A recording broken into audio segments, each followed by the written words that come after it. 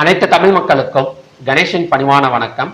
இந்த வீடியோவில் நம்ம எதை பற்றி டிஸ்கஸ் பண்ண போகிறோம் அப்படின்னா, ஒரு ப்ரீ மார்க்கெட் ரிப்போர்ட், அதாவது கம்மிங் வீக்கில் எப்படி பங்கு சந்தைகள் இருக்கும். ஸோ அது மட்டும் இல்லாமல் நிஃப்டி, பேங்க் நிஃப்டி, சென்செக்ஸ், எம்சிஎக்ஸோட வீக்லி சப்போர்ட் அண்ட் ரெசிஸ்டன்ஸை நாம் பார்க்க போகிறோம். ஓகேங்களா? இந்த வாரம் எப்படிங்க இருந்தது, அதாவது நிஃப்டி எல்லாம் என்ன மாதிரி இருந்தது அப்படின்னா, ஜூன் 1ஆம் தேதியிலேருந்து ஒரு ஃப்ளக்சுவேஷன் அப்படிங்கிற மாதிரி சொல்லலாம். அதாவது ஒரு நாளைக்கு செல்லு, ஒரு நாளைக்கு பை, அதுக்கப்புறம் பார்த்தீங்கன்னா மறுபடியும் ஒரு பை, அதுக்கு லாஸ்ட் டைமில் ஃப்ரைடே மார்க்கெட் எல்லாம் பார்த்தீங்க அப்படின்னா ஒரு செல்லிங்கில் நமக்கு முடிஞ்சிருக்கு அப்படிங்கிற மாதிரி சொல்லலாம். ஸோ இந்த வாரம் எப்படி இருக்கும் அப்படின்னு பார்க்கறதுக்கு முன்னாடி நம்ம நியூஸை பார்த்துட்டு லெவல்ஸை நம்ம டிஸ்கஸ் பண்ணலாம். இப்போ ஃப்ரைடே பார்த்தீங்க அப்படின்னா ஒரு மிகப்பெரிய ஒரு கிராஷ் அப்படின்னு சொல்லலாம். எந்த இடத்துல கிராஷ் ஆயிருக்கு அப்படின்னா, அமெரிக்கா பங்கு சந்தைகள் பெரிய அளவில் கிராஷ் ஆயிருக்கு. அது மட்டும் இல்லாமல் நிஃப்டி எடுத்துக்கிட்டோம் அப்படின்னா ஒரு 356 பாயிண்ட்ஸ் பக்கம் டவுன் எடுத்திருக்கு அப்படிங்கிற மாதிரி சொல்லலாம். இதுக்கு என்னதான் ரீசன் அப்படின்னா, ரெண்டு ரீசனாக சொல்லலாம். அமெரிக்கா பங்கு சந்தைகள் விழுந்ததுக்கு ரெண்டு ரீசன் சொல்லலாம். ஒன்று இன்னமும் ஈரான் அண்ட் யூஎஸ் வார் போயிட்டு தான் இருக்கு. ஒரு பேச்சுவார்த்தையில் எந்த ஒரு முன்னேற்றமும் கிடையாது. ட்ரம்ப் வீக்கெண்டில் ஒரு ஹாப்பி நியூஸ் இருக்கு அப்படிங்கிற மாதிரி அனௌன்ஸ் பண்ணியிருந்தாரு. பட் அந்த நியூஸுமே வராதது ரொம்ப ஒரு அமெரிக்கா பங்கு சந்தைக்கு ரொம்ப ஒரு ஏமாற்றமாக போயிருக்கு அப்படிங்கிற மாதிரி எடுத்துருக்கலாம். அதனால பார்த்தீங்க அப்படின்னா நமக்கு யூஎஸ் மார்க்கெட்டெல்லாம் ஒரு பெரிய ஃபால் கொடுத்துருந்தது.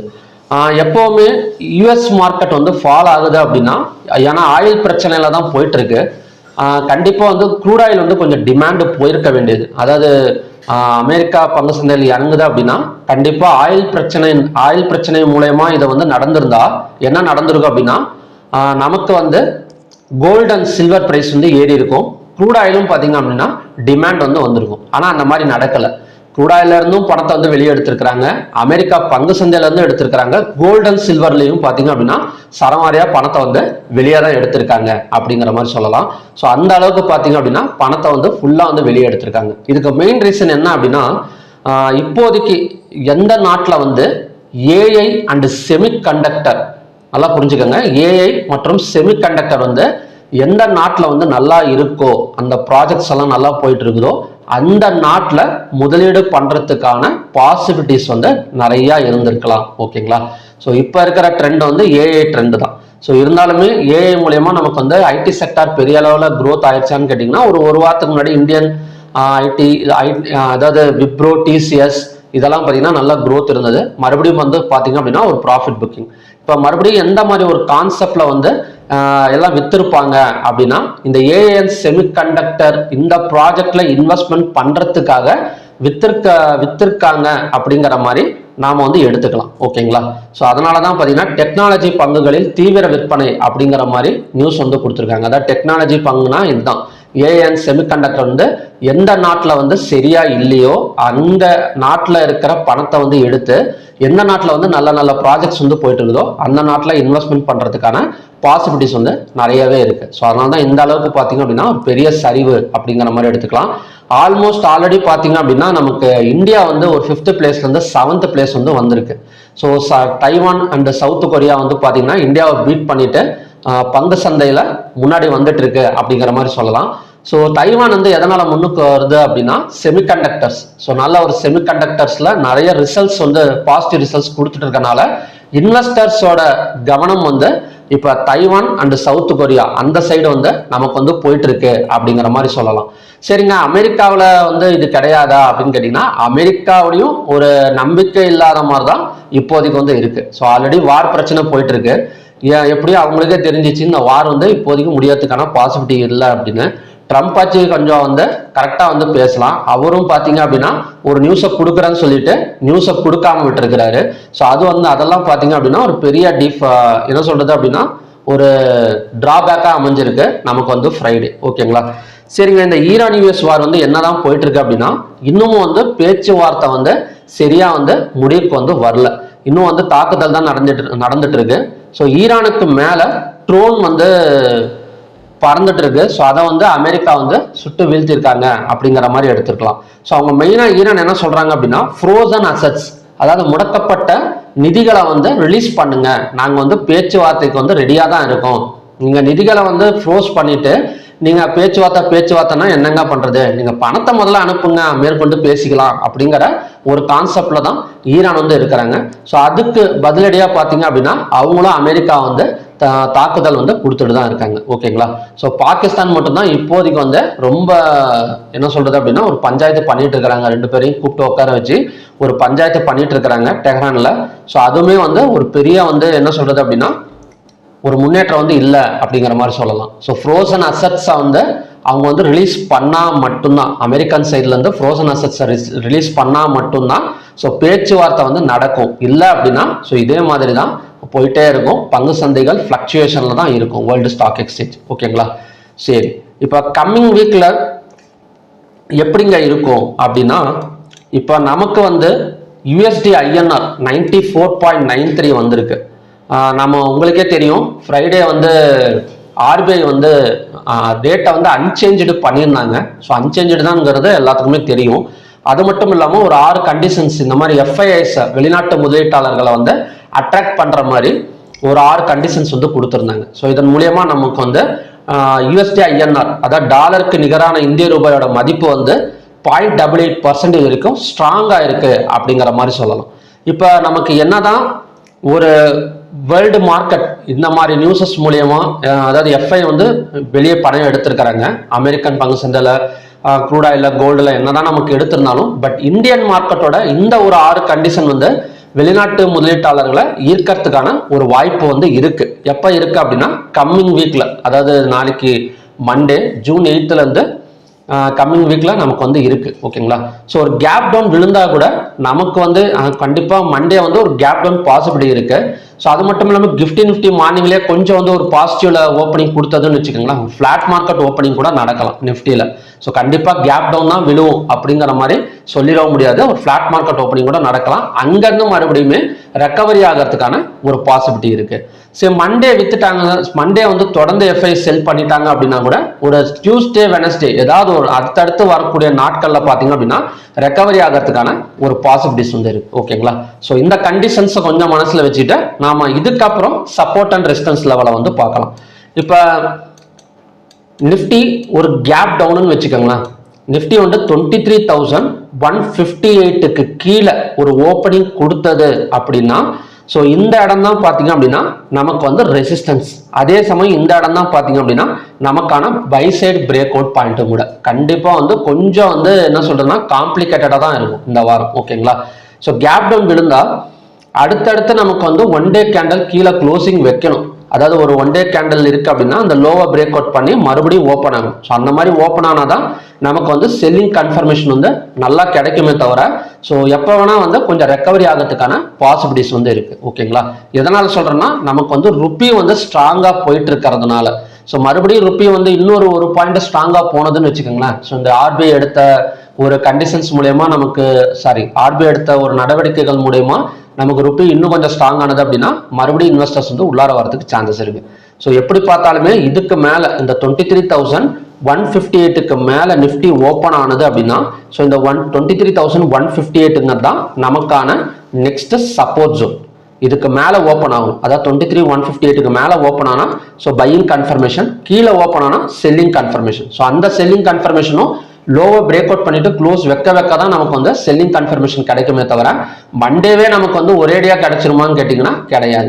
ஸோ மேபி நல்லா இறங்கிடுச்சுங்க, இன்னும் ஏதாவது ஒரு நெகட்டிவ் நியூஸ் வந்து ஃபுல்லா வந்து இறங்க ஆரம்பிச்சிடுச்சுன்னா நெக்ஸ்ட் டபுள் பாட்டம் சப்போர்ட்ங்கிறது 22,293. ஸோ மேக்ஸிமம் இவ்வளவு தூரம் நமக்கு இந்த வாரம் வரதுக்கு சான்சஸ் கம்மி தான். அப்படி வந்தா இந்த இடம் வந்து டபுள் பாட்டம் சப்போர்ட்டா வந்து நமக்கு வந்து ஒர்க் ஆகும். ஓகேங்களா. நெக்ஸ்ட் வந்து பாத்தீங்க அப்படின்னா bank Nifty. So bank Nifty இப்போதைக்கு வந்து ஒரு என்ன சொல்றது அப்படின்னா பையிங்ல இருக்கு அப்படிங்கிற மாதிரி எடுத்துக்கலாம். ஏன்னா ஆர்பிஐ வந்து அன்சேஞ்சு கொடுத்துருந்தாங்க. ஸோ அதுக்கு முன்னாடி வந்து அன்சேஞ்சு கொடுக்கறதுக்கு முன்னாடி இன்வெஸ்டர்ஸ் வந்து நல்லா இன்வெஸ்ட்மெண்ட் பண்ணியிருந்தாங்க. அந்த இடத்துல ஃப்ரைடே மட்டும்தான் ப்ராஃபிட் புக்கிங் வந்து நடந்திருக்கு. ஸோ இதுவுமே கேப் டவுன் விழுந்தது அப்படின்னா நெக்ஸ்ட் சப்போர்ட் ஜோனுங்கிறது 53,042. ஸோ அது வரைக்கும் நம்ம செல்லிங் வந்து எக்ஸ்பெக்ட் பண்ணலாம். இப்போ ஃபார் எக்ஸாம்பிள் ஒரு 400 பாயிண்ட் 500 பாயிண்ட் கேப் டவுன் விழுகுதுன்னு வச்சுக்கோங்களேன். இப்போ 54,000 இல்லை ஒரு 600 பாயிண்டே வச்சுக்கோங்க, 53,800 விழுகுது அப்படின்னா இந்த 53,042 வரைக்கும் நாம வந்து எக்ஸ்பெக்ட் பண்ணலாம். ஓகேங்களா. ஸோ இதுக்கு மேல இந்த இடம் பார்த்தீங்க அப்படின்னா ஒரு ட்ரிபிள் பாட்டம் சப்போர்ட்டா ஒர்க் அவுட் ஆயிட்டு ரெக்கவரி ஆகிறதுக்கான சான்சஸ் இருக்கு. ஸோ அது மட்டும் இல்லாமல் இந்த ஜோன் ஆக்சுவலி பார்த்தீங்கன்னா இந்த இடம் வந்து ஒரு டோஜி கேண்டல் மாதிரி ஃபார்ம் ஆயிருக்கு. ஓகேங்களா? ஸோ டோஜி கேண்டல் ஃபார்ம் ஆயிருக்கனாலே லோவை பிரேக் அவுட் பண்ணால் கொஞ்சம் செல்லிங் வந்து எதிர்பார்க்கலாம். அப்படி இருக்கிறப்ப மண்டே ஒரு கேப் டவுன் விழுந்தா கூட பேங்க் நிஃப்டி மட்டும் கொஞ்சம் ரெக்கவரி ஆகிறதுக்கான பாசிபிலிட்டிஸ் வந்து கொஞ்சம் கம்மி. ஓகேங்களா? நெக்ஸ்ட் வந்து சென்செக்ஸ். ஸோ சென்செக்ஸும் சேம் கண்டிஷன் தான். ஸோ சென்செக்ஸ் நம்ம எப்படி பார்க்கணும் அப்படின்னா நெக்ஸ்ட் டபுள் பாட்டம் சப்போர்ட்டுங்கிறது 71,578. ஸோ அதே மாதிரி இந்த 73,467க்கு மேலே ஓப்பனிங் கொடுத்தது அப்படின்னா கொஞ்சம் ரெக்கவரி இந்த இடம் வந்து நமக்கு வந்து சப்போர்ட்டாக வந்து ஒர்க் அவுட் ஆகும் 73,467. ஸோ இதையும் பிரேக் அவுட் பண்ணிட்டு ஒரு கேப் டவுன் விழுந்தது அப்படின்னா இந்த இடம் நமக்கு வந்து ரெசிஸ்டன்ஸாக வந்து ஒர்க் ஆகும். ஓகேங்களா? ஸோ இதுதான் பார்த்தீங்கன்னா நிஃப்டி, பேங்க் நிஃப்டி அண்ட் சென்செக்ஸுக்கான கண்டிஷன்ஸ். இப்போ ஸ்டாக் ஹீட் மேப் எப்படி இருக்கு அப்படிங்கிறத பார்த்துலாம். இப்போ ஸ்டாக் ஹீட் மேப் எடுத்துக்கிட்டோம் அப்படின்னா 1 வீக், அதாவது ஒரு வார பர்ஃபார்மன்ஸ் வச்சு பார்க்குறப்ப நமக்கு ரிலையன்ஸ் ஒரு பெரிய அளவில் இறங்கியிருக்கு அப்படிங்கிற மாதிரி சொல்லலாம். ஏன்னா ஸ்ட்ரைட் ஆஃப் ஃபார்மர்ஸ் வந்து ஓப்பன் பண்ணுற பேச்சு வந்து வந்துட்டு இருக்குதே தவிர எந்த ஒரு கன்ஃபர்மேஷனும் கிடைக்கல. ஸோ அதன்படி பார்த்தீங்க அப்படின்னா ரிலையன்ஸ் நல்லாவே இறங்கியிருக்கு. ஸோ நல்ல ஒரு ரெட் கலர் வந்ததுக்கு மெயின் ரீசன் எல்லா ஸ்டாக்குமே வந்து ஃப்ரைடே மட்டும்தாங்க. ஸோ ஃப்ரைடே மட்டும்தான் பெரிய அளவு கொஞ்சம் இறங்கியிருக்குன்னு சொல்லலாமே தவிர ஸோ மற்ற நாளெல்லாம் கொஞ்சம் நல்லாவே இருந்தது. ஓகேங்களா? மற்றபடி வேற எந்த ஸ்டாக்ஸ் நல்லா இறங்கியிருக்கு அப்படின்னா அல்ட்ரா சிமெண்ட்கோ, விப்ரோ, பஜாஜ் ஃபினான்ஸ் எல்லாமே வந்து ப்ராஃபிட் புக்கிங் தான். ஐடி செக்டாரை பொறுத்த வரைக்கும் ப்ராஃபிட் புக்கிங் தான் நடந்திருக்கு. ஸோ இதுதான் நடந்துட்டு இருக்கு. ஐடி செக்டார் கிட்டத்தட்ட ஒரு மாசமே பார்த்தீங்க அப்படின்னா நல்ல ஒரு பை போகுது, ஒரு 3 நாள் 4 நாள் வந்து பை போகுது. அந்த இடத்துல ஒரு ப்ராஃபிட் புக்கிங் நடந்து மறுபடியும் இறங்கிடுது, மறுபடியும் வந்து இன்வெஸ்டர்ஸ் உள்ளார வராங்க. ஸோ இதே தான் இந்த வாரமும் நடக்கும், பார்க்கலாம். ஓகேங்களா? நெக்ஸ்ட் வந்து எஃப்ஐ என்னதான் பண்றாங்க அப்படின்னா அவங்க வேலையை கரெக்டாக பண்ணிட்டு இருக்கிறாங்கன்னு தான் சொல்லணும். ஜூன் 1ஆம் தேதியில இருந்து 5ஆம் தேதி வரைக்கும் கொஞ்சம் கூட பிசுறு தப்பாம நமக்கு வந்து வித்துட்டு தான் இருக்கிறாங்க. ஓகேங்களா? கிட்ட எவ்வளவு வித்துருக்கிறாங்க அப்படின்னா 12, 1, 5, 17, 25, 28 கிட்டத்தட்ட 32,000 கோடி ரூபா வரைக்கும் அவங்க கேஷ் மார்க்கெட்ல செல்லிங்ல தான் இருக்கிறாங்க. டிஏஎஸ் பை பண்ணிட்டு தான் இருக்காங்க. ஓகேங்களா? ஸோ மண்டே வந்து எப்படி இருக்குன்னு தெரியல. மேக்சிமம் நமக்கு வந்து யூஎஸ்டிஐனா கொஞ்சம் ஸ்ட்ராங்கா இருக்கிறதுனால பார்க்கலாம். என்னோட இது என்னன்னா கேப் டவுன் ரெக்கவரி எடுத்தா பாசிபிலிட்டிஸ் இருக்கு. ஓகேங்களா? ஸோ நெக்ஸ்ட் வந்து ஏடிஆர் வேல்யூஸை பொறுத்த வரைக்கும் எல்லாமே நெகட்டிவ் தான். விப்ரோ மட்டும் ஒரு 11% பக்கம் நமக்கு வந்து நெகட்டிவ் வந்து கொடுத்துருக்கு. ஸோ மற்றபடி ரிலையன்ஸ் எடுத்துக்கிட்டா அது ஒரு நார்மல், எல்லாமே கொஞ்சம் நார்மல் தான். ஹெச்டிஎஃப்சி ஒரு 1.56%. நல்ல ஒரு செல்லிங்ல இருக்கக்கூடிய ஒரு ஸ்டாக் அப்படின்னு எடுத்துக்கிட்டோம் அப்படின்னா விப்ரோ தான். ஸோ விப்ரோ ஏடிஆரை பொறுத்த வரைக்கும் பார்த்தீங்க அப்படின்னா நமக்கு ஒரு 15% இல்லை 10% கிராஸ் ஆனாலே அந்த இடத்துல இன்வெஸ்டர்ஸ் வந்து உள்ளார வந்துருவாங்க. ஓகேங்களா? ஸோ அப்படி பார்க்குறப்ப விப்ரோ மறுபடியும் மேலே வரதுக்கு சான்சஸ் இருக்கு. என்ன கான்செப்ட் அப்படின்னா இப்போ ஏன்னா ப்ராஃபிட் புக்கிங் பண்ணி இறக்கியிருக்காங்க. இறக்கறனால நமக்கு வந்து ஒரு 11% பக்கம் நெகட்டிவ்ல இருக்கு. ஸோ அந்த இடத்துல அந்த ஸ்டாக்ஸ் கொஞ்சம் விலை குறைஞ்சி கிடைச்சது அப்படின்னா மறுபடியும் இன்வெஸ்டர்ஸ் உள்ளார வந்துட்டு ஒரு 1 or 2 days மட்டும் அந்த இம்பாக்ட் இருக்கும், அந்த பையிங் இம்பாக்ட். ஸோ மறுபடியும் ப்ராஃபிட் புக்கிங் பண்ணிடும். ஸோ அப்படி பார்க்குறப்ப நாளைக்கு காலையில பார்க்கலாம், அதாவது விப்ரோட ஏடிஆர் வேல்யூஸ் பார்த்துக்கலாம். இப்போ இருக்கிற கண்டிஷன் படி விப்ரோ வந்து இன்வெஸ்டர்ஸ் வந்து உள்ளார வரதுக்கு சான்சஸ் இருக்கு. நெக்ஸ்ட் வந்து global market data. So global market data பற்றி இப்போ தான் பார்த்தோம். டவ் ஜோன்ஸு, S&P, நாஸ்டாக் எல்லாமே வந்து பெரிய அளவில் இறங்கியிருக்கு. ஓகேங்களா? நிஃப்டி ஒரு 356 பாயிண்ட்ஸு. நிறைய பேர் என்ன நினச்சிருக்காங்க, 356 பாயிண்ட்ஸ் மைனஸ்ல இருந்துட்டாலே நமக்கு வந்து கேப் டவுன் ஓப்பனிங் தான் அப்படிங்கிற மாதிரி நினைச்சிருக்கிறாங்க. அந்த மாதிரி எல்லாம் கிடையாது.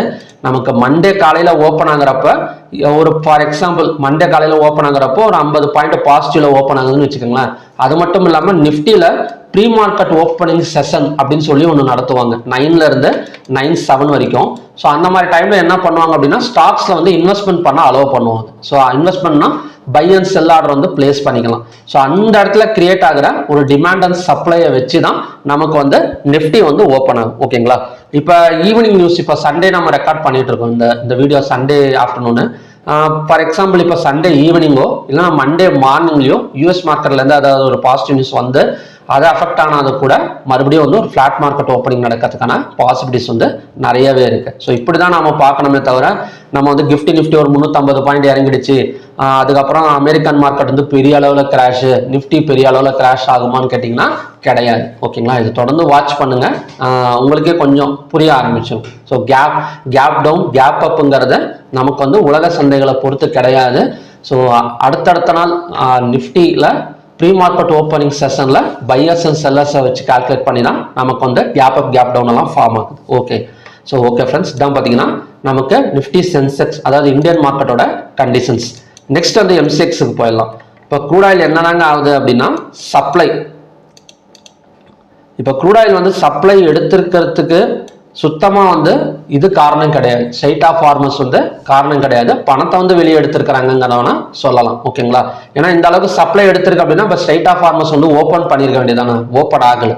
அப்போ நமக்கு வந்து இப்போ க்ரூட் ஆயிலோட பேட்டர்ன் வந்து எப்படி இருக்குது அப்படின்னா இந்த ட்ரெண்ட் லைனுக்குள்ளார தான் போயிட்டு வந்துட்டு இருக்கு. அதாவது இந்த ஜோன் பார்த்தீங்கன்னா தெரியும், 2 தடவை ரெசிஸ்டன்ஸ் எடுத்துட்டு கீழே இறங்கியிருக்கு. ஸோ நெக்ஸ்ட் சப்போர்ட் ஜோனுங்கிறது 8500. ஸோ இந்த ட்ரெண்ட் லைனை டச் பண்ணால் அகைன் வந்து ரெக்கவரி எடுத்துட்டு ஸோ இந்த பேரலல் பேட்டர்லாம் போகிறதுக்கான சான்சஸ் வந்து நமக்கு வந்து இருக்கு. ஓகேங்களா, ஸோ இந்த ட்ரெண்ட் லைனை எப்படி டிரா பண்ணியிருக்கேன் அப்படின்னா 26th மே ஹை 1 டே கேண்டல் வந்து வச்சுக்கோங்க. 26th மே ஹை, அதே மாதிரி 3rd ஜூன் ஹை, இந்த 2 ஹையும் கனெக்ட் பண்ணி ஒரு ட்ரெண்ட் லைன் வந்து டிரா பண்ணியிருக்கேன்.